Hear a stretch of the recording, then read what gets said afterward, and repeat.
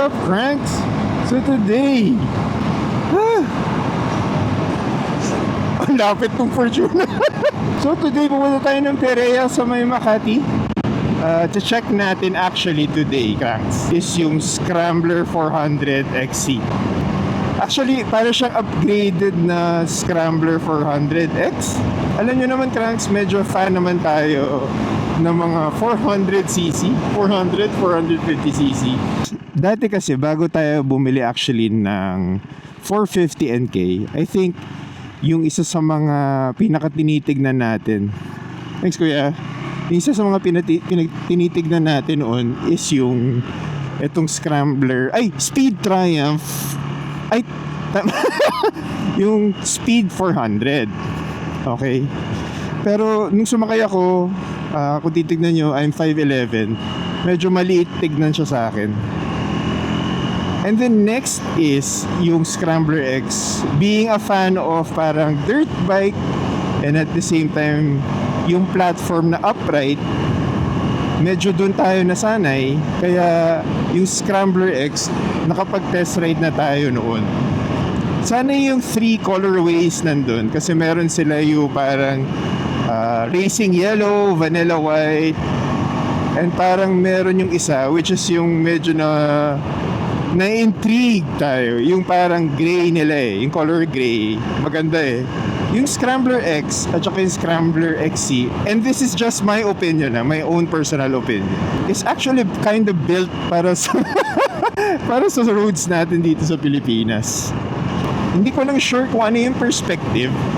For example, if you're already a Scrambler X owner, kung mag-upgrade ka ba, technically upgrade ba siya? Pero I'm not familiar kung ano yung pinaka-specs kasi ng Scrambler X as opposed to yung XC, kung ano yung mga differences. Sabi sa internet, it's listed as 39 horsepower. That's, I think, okay na siya. Pero talagang pang off-road, di ba? That's more than enough, in my opinion. 39 horsepower, actually feeling ko matorky siya Kaya gusto ko i-try. Sarap today, Cranks. It's a perfect sunny day today to grab some coffee. Kape tayo. And at the same time, may test ride pa.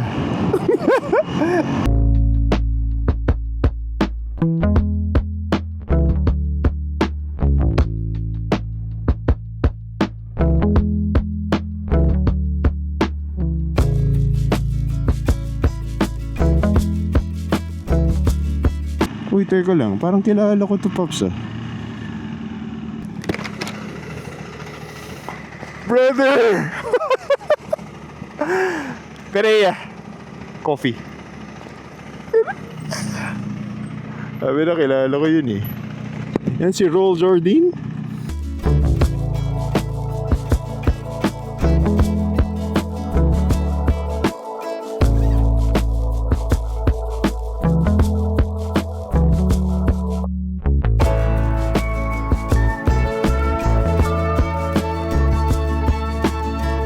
Cranks, nandito na tayo sa may Perea. And nandito na yung Scrambler 400 XC.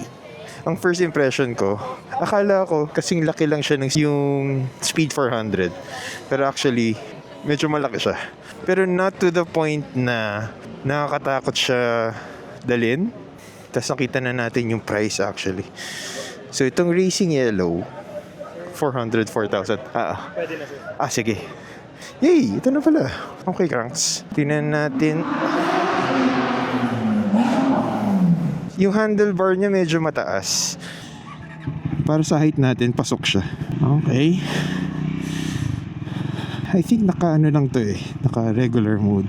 So first impressions, mas komportable sa KTM. And second, parang feeling ko, ang yaman natin. Sarap. Okay. Ikot muna natin dito. Very capable. Yung torque delivery, hindi siya ganun ka-torquey.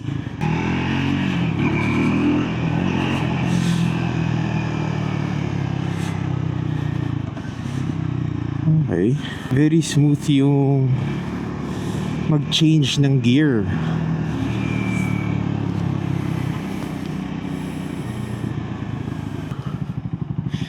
Pa-rev natin. I think kailangan nyo lang, medyo squishy lang ito, yung kanyang pinaka foot peg.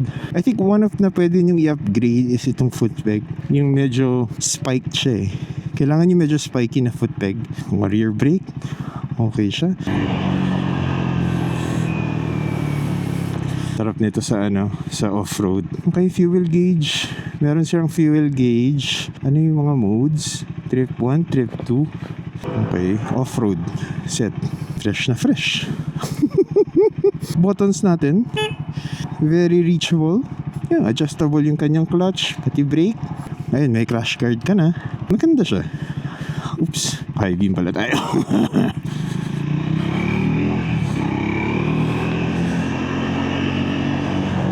Ang sarap. Very nimble, magaan. I think solid to sa highway cranks. Pag kunyari nag-expressway ka na, tapos if you're going on a long ride, ang lambot ng upuan. Or nalalambutan lang ako compared dun sa compared dun sa ating SMCR. Dito tayo sa may konting bump. Okay. Iba talaga yung Triumph. Yung na-try natin noon is yung Tiger Sport 800. Ang napansin ko dun, sa dulo siya, may torque siya, pero it builds up. So parang ganun din actually ito. Meron na rin ng tank grips kasama. Ayun, narinig ko yung fan. Nag-on yung fan niya. Sulit pa siya for 400, 4,000. I think yes. So, kung wala ka pang parang adventure bike at ayaw mo, di mo plano mag-adventure bike, I think ito yung, or wala ka pang 400X, pwede itong 400XC. Pero kung may 400X ka na, tapos parang busog na, di ba? I think okay na to. Hirap lang i-neutral Yun. Ayun, ingat lang kayo sa sa kickstand. Brother, ingat. Saan ang ruta? Wala, umikot lang ako pag ganun. Tapos kasi one way yung ganun eh. Ay bro, ano height mo pala? 5'10". Ito, ganito ang height cranks pag 5'10". Pero ayan. Ganda cranks, ganda.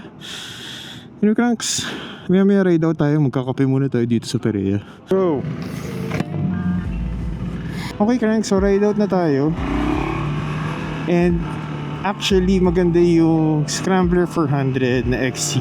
And at the same time, yung community ng Triumph, kumbaga makakasama ka na sa mga ride nila. Normally may nag-ride out sila or nagkakaroon sila ng mga breakfast ride. Masaya din yung ganun actually. Anyway cranks, kung nagustuhan nyo itong video na to, make sure to subscribe to our channel which is Crank Casual. Meron din tayong Facebook, TikTok, and Instagram. Make sure to search on Crank Casual. And yeah, bye!